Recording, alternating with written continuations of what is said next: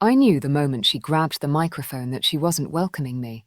She was setting the stage to bury me. Everyone, my sister Emily announced to the 200 glittering guests. My little sister is here. The family failure actually managed to show up. Laughter rippled through the room. Champagne glasses tilted, eyes turned toward me like heat lamps. I bit my lip until I tasted iron, not because I was hurt, but because I needed to stay silent long enough for my plan to bloom. Her wedding day, a perfect cathedral in downtown Boston, her carefully curated audience. And she had no idea she'd just handed me the match that would burn her world down. There was a time she loved me, or pretended well enough that I believed it. When we were kids in suburban Cleveland, she used to braid my hair before school. She'd tell me I was the smart one, and she was the pretty one. I thought it was affection.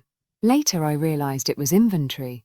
She was cataloguing strengths to weaponize later. She rose quickly in life. Flawless grades, flawless marketing career in Chicago, flawless engagement to Ryan, the man she flaunted like a trophy. She told me once, you could be like me if you just tried harder.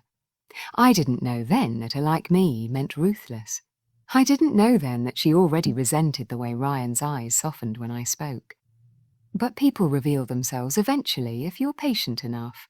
The betrayal didn't make me react. It started with small, frantic shifts, Emily guarding her phone, snapping at Ryan, intercepting conversations. Then I found the message. She had sent Ryan a screenshot of my latest job rejection email with the caption, "She'll never be on our level."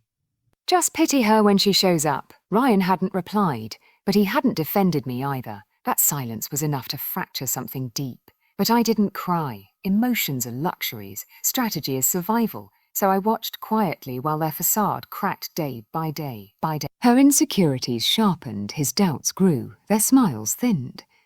I didn't intervene. I simply waited. Every downfall begins with truth. I knew Emily's brand. Her career thrived on a pristine image. Discipline, composure, relentless ambition. She lived for admiration and fed off it. Which is why I didn't plan to confront her. I planned to strip her of her audience. Quietly, I reached out to Ryan. Told him I needed closure about the message. He apologized too quickly. Too guilty. Guilt is a door. I only needed to push. I didn't seduce him. I didn't manipulate him. I simply told him the truth. She invited me to the wedding to humiliate me. He went silent. Then he asked, "Is that why she insisted you sit in the second row behind the cousins instead of with family?" I didn't answer. Silence is also a door. The crack widened. From then on, he noticed everything. Her cruelty, her vanity, her obsession with control. By the time the wedding day arrived, he wasn't choosing between sisters. He was choosing between illusion and integrity. I made sure he knew which one I represented.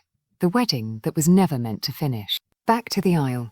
Back to her voice slicing through the cathedral. "Tell everyone what happened with your career, sister," she taunted, smiling with all her teeth. "A no job, no saving. I mean, what's the point of coming here dressed like?"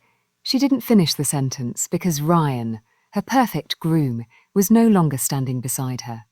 He stepped away, 2 strides, 3. Then he stopped in front of me. The crowd froze. "Emily," he said, his voice echoing through the cathedral, "I can't marry someone who humiliates her own blood just to feel superior." Her face drained of colour, foundation cracking, mascara trembling on the edge. He turned to me, and then he did the impossible. He knelt. "I'm sorry," he said softly, "for everything she's done, for everything I ignored." Gasps rippled like shockwaves. Emily let out a raw, animal sound and lunged.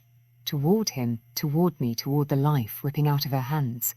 But no one caught her, guests whispered louder. Someone started filming, then 2, then 10. Her reputation, her currency evaporated in real time.